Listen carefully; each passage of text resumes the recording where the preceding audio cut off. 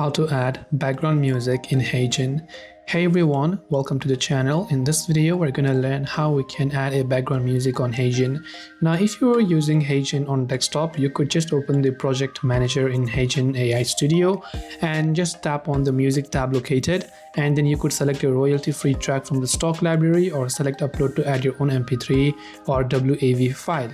But that would only be possible if you're using on the website or the web version or the desktop version. However, on mobile devices, like for example, even if I go to videos or maybe I go to apps, you can see none of the tools that are on the app actually supports music edition. So HeyGen does not feature a native mobile app dedicated to timeline music editing if you're trying from the app. But if you're trying from their website or on the desktop interface, you should be able to do it with the instructions that are guided you with.